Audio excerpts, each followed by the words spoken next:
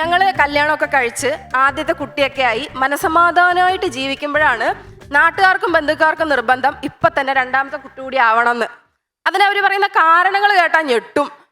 എടി മോളെ ഇപ്പം തന്നെ അടുത്ത കുട്ടി ഉണ്ടാവുകയാണെങ്കിൽ ഇതിന് കളിക്കാൻ ആളില്ലാത്ത വിഷമം അങ്ങ് മാറിക്കിട്ടുമെന്ന്. കളിക്കാൻ ആളില്ല പോലും.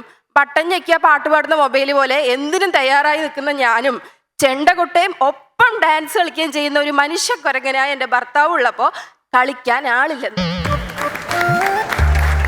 അതുപോലെ വേറൊരു ഡയലോഗാണ്, മോളെ ഇവൻ ഒറ്റയ്ക്ക് വളരുകയാണെങ്കിൽ ഇവന് ഡിപ്രഷൻ വരാൻ സാധ്യതയുണ്ടെന്ന്.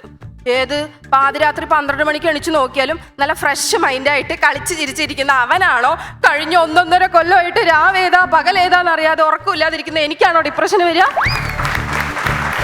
അതുപോലെ ഇവർ പറഞ്ഞതിൽ ഏറ്റവും ഇൻട്രസ്റ്റിംഗ് ആയിട്ടുള്ളൊരു ഡയലോഗാണ്, മോളെ ഇപ്പം അടുത്ത കുട്ടി ഉണ്ടാവുകയാണെങ്കിൽ 4 വർഷം കഴിയുമ്പോൾ ഇവർ ഒരുമിച്ച് സ്കൂളിൽ പോകുന്നത് നിനക്ക് കാണാലോ എന്ന്.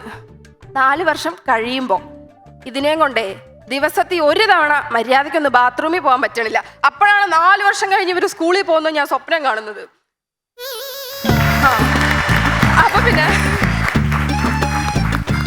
ഈ പിള്ളേരുടെ കാര്യമൊക്കെ പറഞ്ഞപ്പോഴാട്ടാ, ഇപ്പോഴത്തെ പിള്ളേരല്ലേ അവരെ വളർത്താൻ ഭയങ്കര പാടാണ്. കാരണം അവരെ അടിക്കാൻ പാടില്ല, അവരെ മുന്നിൽ വെച്ച് നമ്മൾ അടിയാവാൻ പാടില്ല, ബഹളം വെക്കാൻ പാടില്ല, സൗമ്യമായിട്ട് സംസാരിക്കണമെന്നാണ് ഡോക്ടർ വരെ പറഞ്ഞിരിക്കുന്നത്.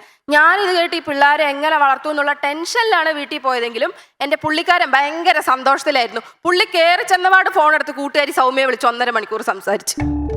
നിങ്ങൾ പറ, ഇമാതിരി ദുരന്തങ്ങളുള്ള വീട്ടിൽ ഞാൻ എങ്ങനെ അടിയുണ്ടാക്കാതിരിക്കും? അതുപോലെ തന്നെയാണ് ഈ മക്കളുടെയൊക്കെ അഡ്മിഷൻ്റെ കാര്യം. കാരണം അവർക്ക് ഒരു അഡ്മിഷൻ കിട്ടാൻ ഭയങ്കര പാടാണ് രമേശ് ചേട്ടാ. നമ്മൾ വൈകണ്ടാന്ന് വിചാരിച്ചിട്ടേ കൊച്ചിന് 1.5 വയസ്സായപ്പോൾ തന്നെ സ്കൂളിൽ ചെന്ന് അഡ്മിഷൻ ബുക്ക് ചെയ്യാൻ പോയി. അപ്പോൾ അവിടുത്തെ പ്രിൻസിപ്പൾ പറയാ, സോറി നിങ്ങൾ ലേറ്റായി പോയി. ഇവിടെ ഓരോരുത്തരൊക്കെ കൊച്ചിന് തയ്യാറെടുത്തതിൻ്റെ അന്ന് തന്നെ വന്ന് പറയും, ഞങ്ങൾക്ക് ചെറിയൊരു പ്രതീക്ഷയൊക്കെ ഉണ്ട് ഒരു അഡ്മിഷൻ വേണമെന്ന്.